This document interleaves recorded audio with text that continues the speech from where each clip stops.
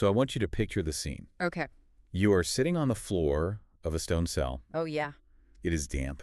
Yeah. It smells like mildew and old straw. That's miserable. And the silence is incredibly heavy.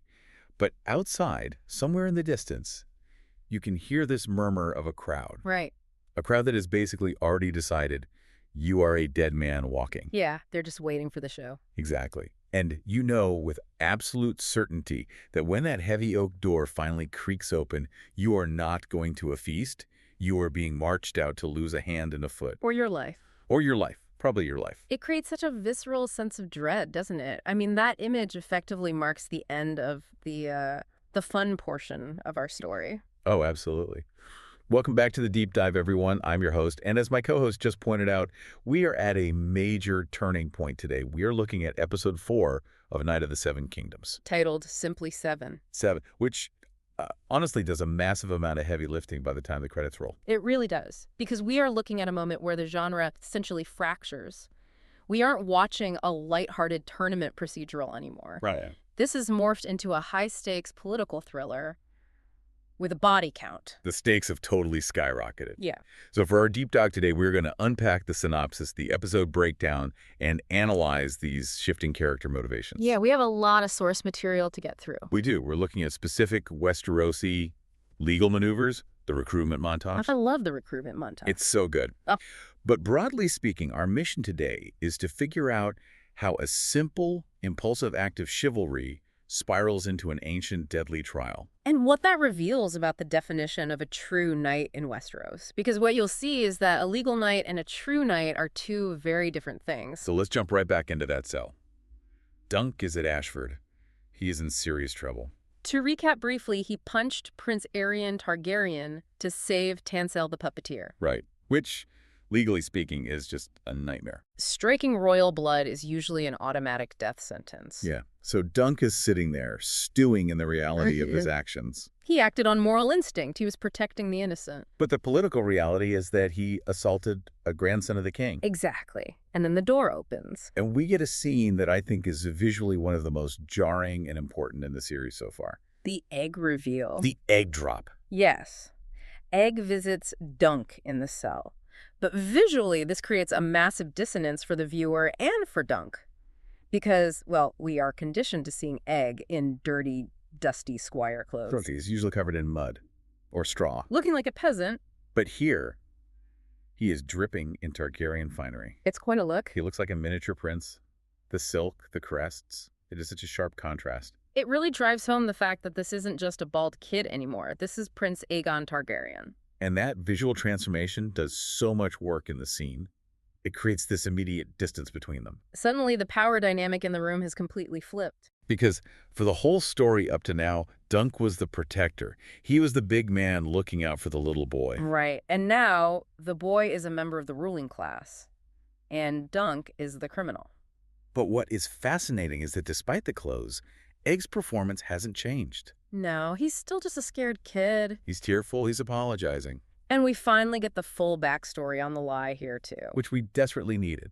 Up until now, we knew Egg was hiding, but we didn't really know the mechanics of it. Right. It turns out the blame doesn't really lie with Egg at all. No, it falls squarely on his brother, Darren the Drunken. Yeah. We learned that Egg was supposed to be squiring for Darren, but Darren just wanted to avoid his responsibilities at the tourney. He wanted to drink himself into a stupor. Exactly. So he shaved the boy's head to hide his identity and essentially ditched him. And then, and this is the real kicker, he lied to their father, Prince Maekar. Yes. He told Maekar that a robber knight had kidnapped the kid.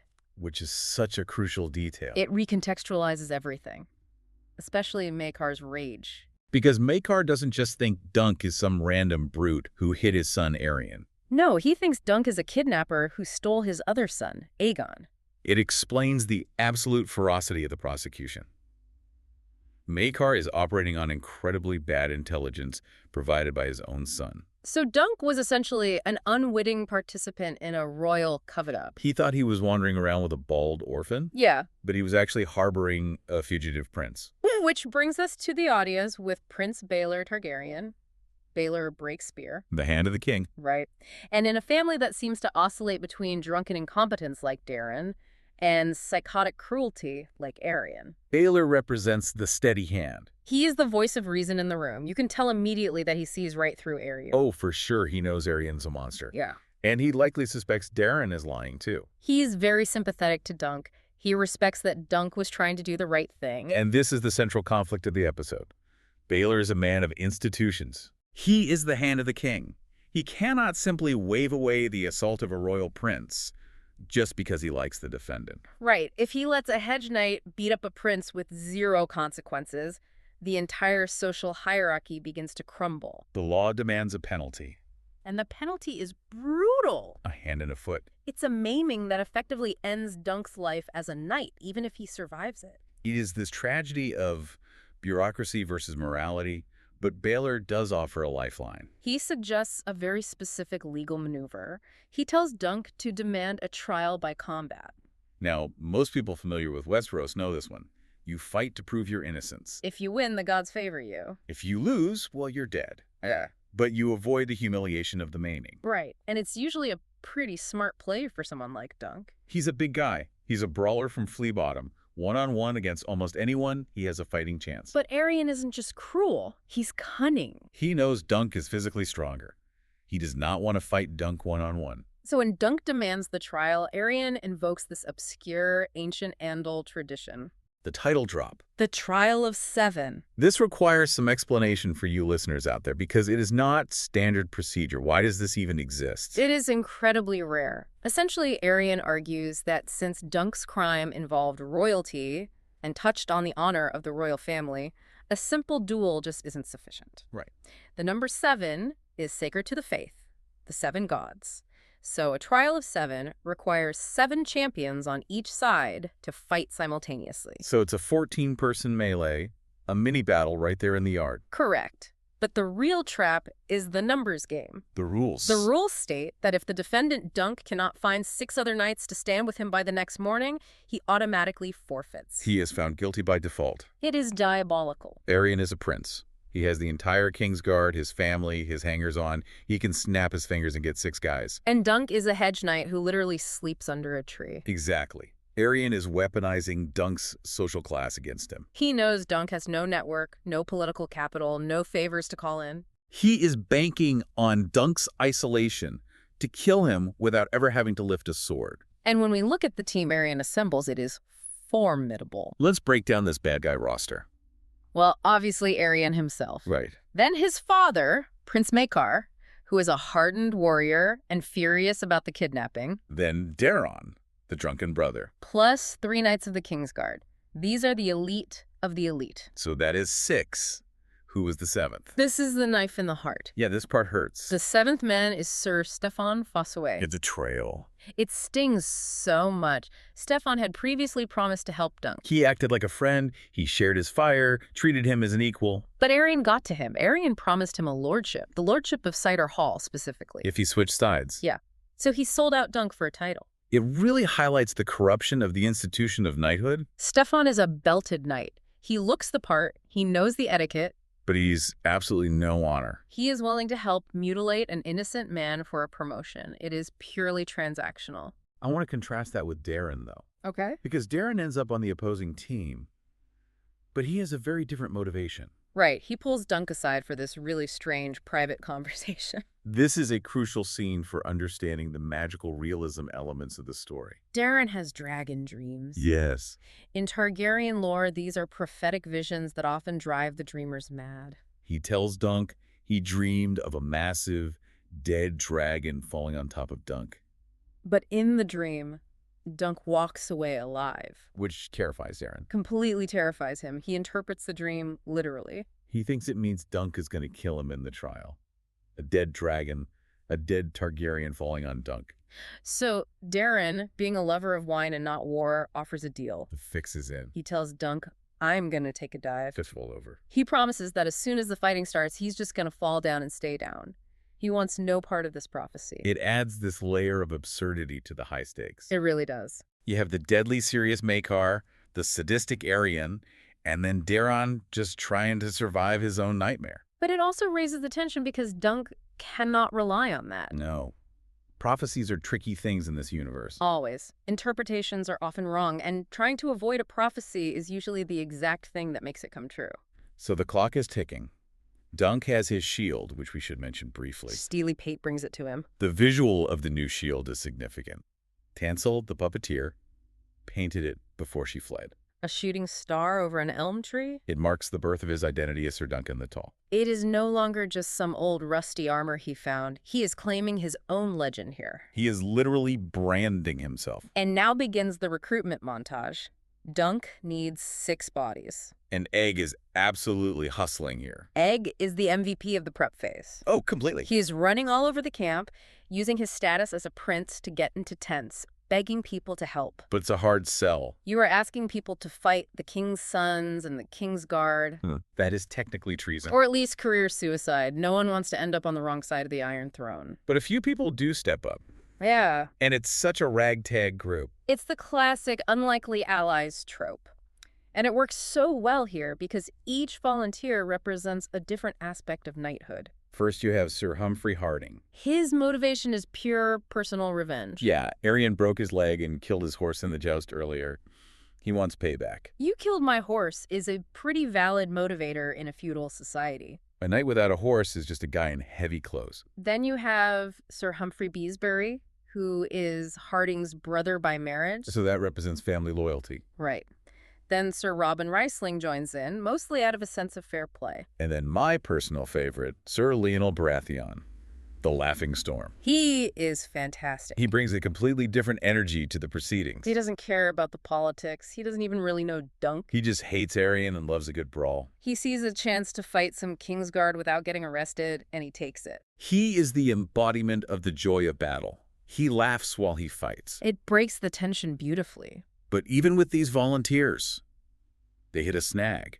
The betrayal of Stefan Fossaway left a hole in the roster. And this leads to a beautiful moment of family conflict involving Stefan's cousin. Raymond Fossaway. Raymond is the foil to Stefan.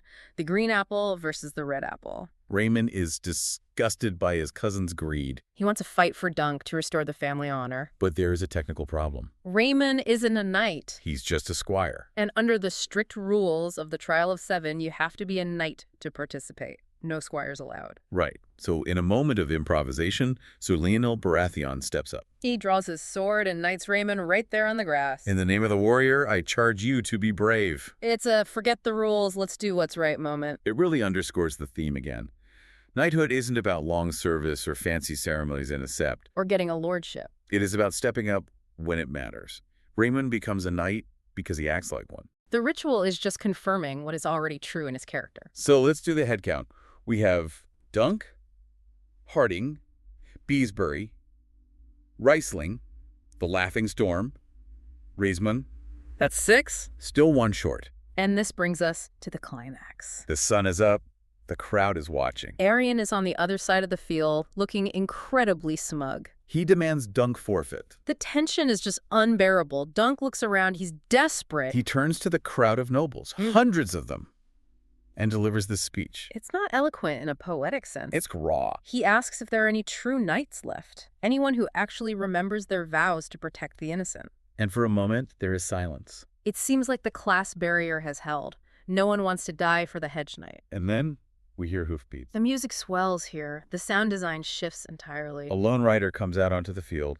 He is wearing armor that we recognize instantly. It is Prince Baelor, The Crown Prince. the hand of the king, the very judge who suggested the trial in the first place. This is a seismic shift in the narrative. He is joining Dunk's team That means he is going to fight against his own brother, Maekar. against his own nephews. It is an unprecedented act. Think about the political ramifications for a second. The heir to the throne is taking up arms against the royal family to defend a Hedge Knight from Flea Bottom. It is political suicide in some ways. But moral heroism in others. Why does he do it? Yeah. What is the calculus there for Baelor? Because, as he says, some men are born to be knights and some are just born to high station. Baelor recognizes that the legal system, the very system he heads, has failed here. It has been twisted by Arion into a weapon of oppression. The only way to achieve justice, true moral justice, is to step into the ring himself. He cannot let an innocent man die because of his nephew's cruelty. He is essentially placing his own life on the scales to balance them. It is the ultimate validation for Dunk. He has spent his whole life looking up to these people, wondering if he belongs. And now, the greatest knight in the realm is standing next to him, shoulder to shoulder. It effectively levels the playing field, too. Oh, absolutely. The Kingsguard on the other side, they are sworn to protect the royal family. And now they have to fight the Crown Prince. It throws their oaths into direct conflict. It throws everything into chaos. The rigid structure Arion relied on has just been shattered by Baylor's choice. And that is exactly where the episode ends. We are right on the precipice. The teams are set, weapons are drawn, Baylor is there, and cut to black. It is a masterful cliffhanger. You leave the audience on the absolute peak of emotional investment. So what does this all mean? If we zoom out, what is the big takeaway from all the sources we've looked at today? I think it's a deconstruction of chivalry. The story is presenting a contrast between the appearance of knighthood and the act of knighthood. You have people like Arion and Stefan Fossway who look perfect. They have the titles, the armor, the right lineage, but they are morally bankrupt. And then you have the opposition. Right. You have Dunk, a potentially illegitimate orphan, Raymond, a squire, and Baylor, a prince who is willing to fight his own blood. They're the ones willing to actually bleed for the concept of justice. The argument here is that knighthood is a choice you make, not a title you are given. It is defined by action, not by birth. It is action over aesthetics. Exactly. And it sets us up for a tragic and violent resolution, because remember, trials by combat are not bloodless. People are going to die in the next installment. The cost of this moral stand is going to be very, very high. It is going to be heavy. But I want to circle back to one thing before we wrap up today. Okay. That dream. Darren's dream. The dead dragon. A great dragon falls on you, dead, but you walk away. Darren thinks it's him. He thinks he's the dragon who is going to die if he fights Dunk. That's why he is taking the dive. That is the literal interpretation. And as we know, characters in this world often misinterpret prophecy to their own peril. They see what they want to see. Darren is self-centered, so he assumes the dream is about him. Well, here is a provocative thought for everyone listening to mull over until next time. Oh, I like where this is going. Darren assumes he is the dragon in the dream because he is in the fight. Right.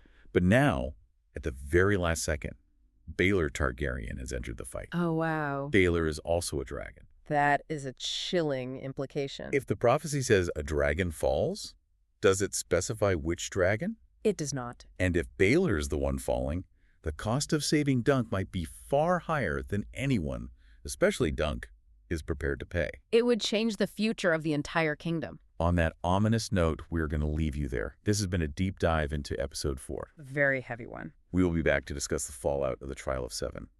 You will not want to miss that. Indeed. Until then, keep your shield up. See you next time.